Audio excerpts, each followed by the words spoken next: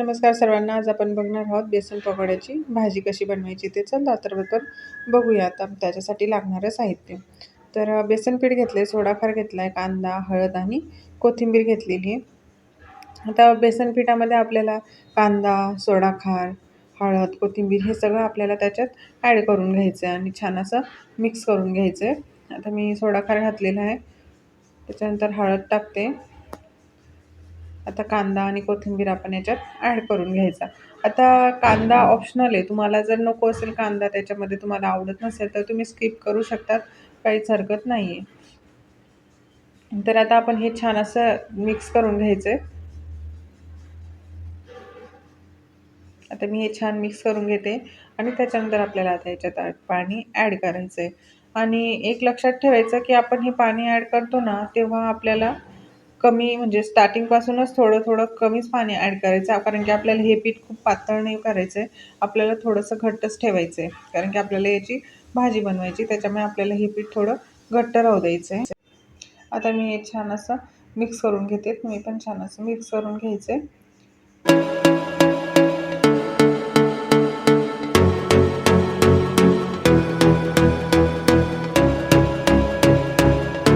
आता मी याच्यात थोडंसं अजून पाणी ॲड करणार आहोत आणि आपल्याला जशी कन्सिस्टन्सी हवी आहे तशी मी आता याची बनवून घेते. तुम्ही पण याप्रमाणेच पीठ भिजवायचं आहे, खूप पातळ नाही करायचं आहे.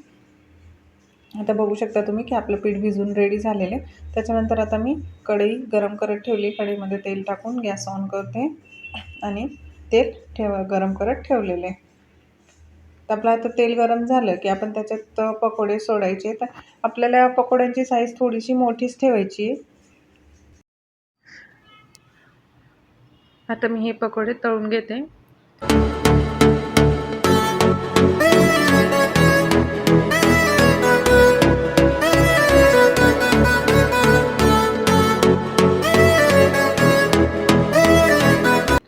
आता मी हे सगळे टाकून घेतलेले आहेत.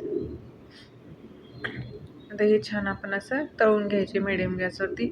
बघू शकता साईज. आता तुम्हाला जर साईज कमी जास्त करायची असेल तर तुम्ही करू शकता. तुम्हाला वाटत असेल की नाही एवढी मोठी नको आहे, छोटी हवी आहे, तर तुम्ही करू शकता, त्याच्यात काहीच हरकत नाही आहे. आता मी हे छान असं मीडियम गॅसवरती तळून घेते. बघा तुम्ही किती छान दिसतात आपले पकोडे.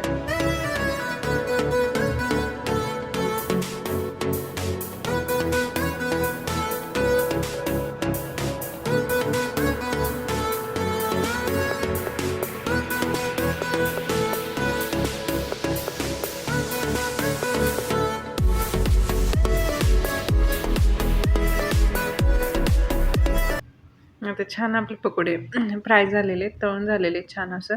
तर आता हे आपण काढून घेऊया. आता मी एका डिशमध्ये हे पकोडे काढून घेते.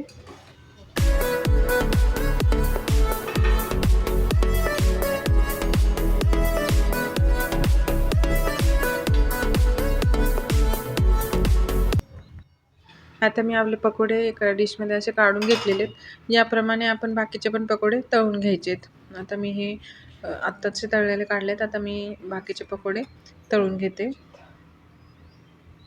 आता बघू शकता तुम्ही की मी बाकीचे सगळे पकोडे तळून घेतलेले आहेत. आता आपण पुढच्या प्रोसेसकडे जाऊया. आता पुढे मी लसूण घेतलेलं आहे, खोबरं घेतलेले आहे. आता लसूण आणि खोबरं आपल्याला बारीक करून घ्यायचं आहे मिक्सरच्या भांड्यात.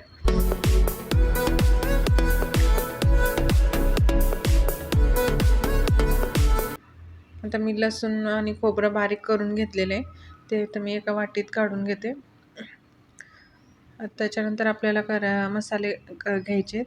आता मी इथे मसाले घेतलेले आहेत. बघू शकता तुम्ही खोबरं आणि लसूण पण मी वाटून घेतलेलं आहे.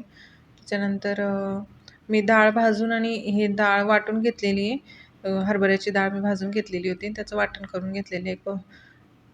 धने पावडर घेतली आहे, कांदा लसूण मसाला घेतलेला आहे, लाल तिखट घेतलं आहे. कांदा लसूण मसाला थोडा जास्त घ्यायचा, लाल तिखट थोडं कमी घ्यायचं आहे, हळद घेतली आणि मीठ घेतलेले आहे.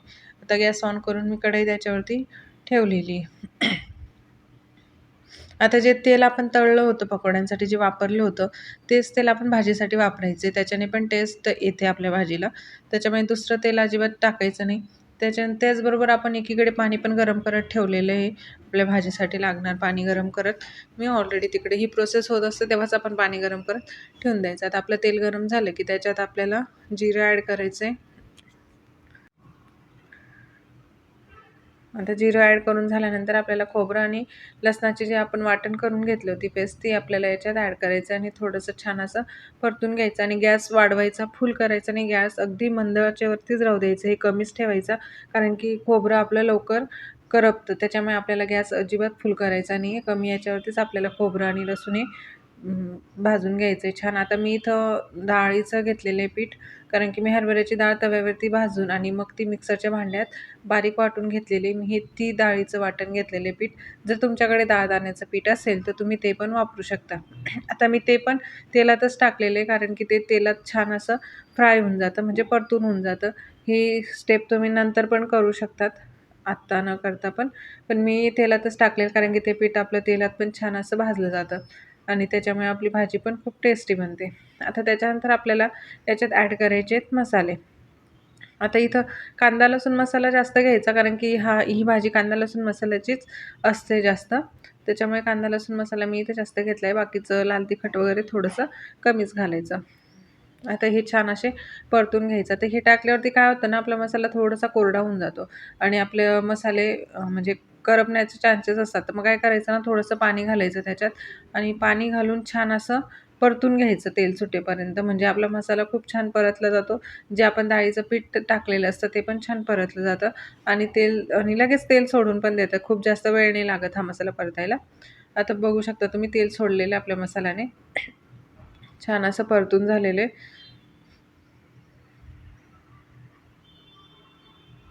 आता याच्यानंतर आपल्याला ॲड करायचं जे गरम पाणी आपण ठेवलं होतं करत, तर ते गरम पाणी आपण याच्यात आता थोडं थोडं करून ॲड करून घ्यायचे.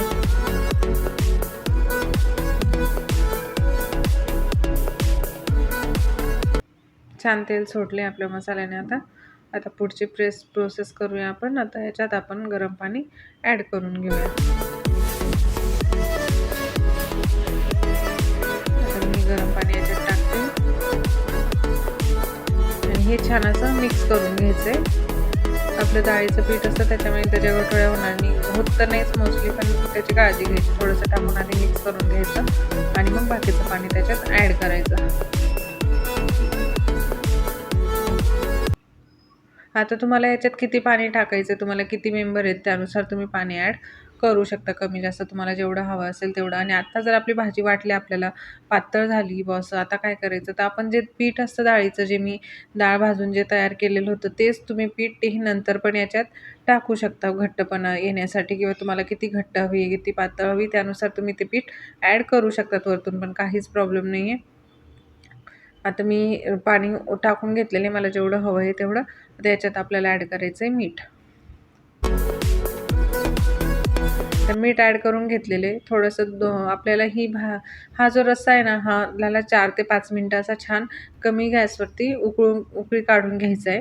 कारण की उकळी काढल्यावरतीच त्याला छान टेस्ट येते. पकोडे लगेच टाकायचे नाही आपल्याला. आधी पूर्ण आपल्याला हा मसाला उकळी काढून घ्यायचं पूर्ण रस्स्याची. त्याच्यानंतर लास्टला आपल्याला पकोडे ॲड करायचे आहेत. आता बघा तुम्ही किती छान कलर आला आहे आपल्या भाजीला. 4 ते 5 मिनटं मी ह्या रस्स्याची उकळी काढून घेतलेली आहे.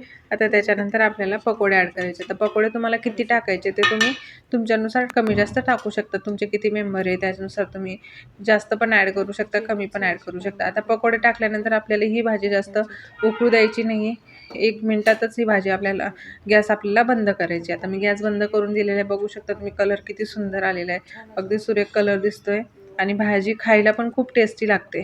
तुम्ही नक्की ट्राय करा. आता मी इथं डिशमध्ये मी तयार करून घेतलेले वाटीत मी भाजी काढून घेतलेली. भाकरी बनवलेली बाजरीच्या भाकरीबरोबर पण खूप सुंदर लागते. तुम्हाला ज्वारीची भाकरी आवडत असेल तर तुम्ही खाऊ शकता, काहीच हरकत नाही. तुम्हाला जसं आवडेल तसं तुम्ही ट्राय करू शकता.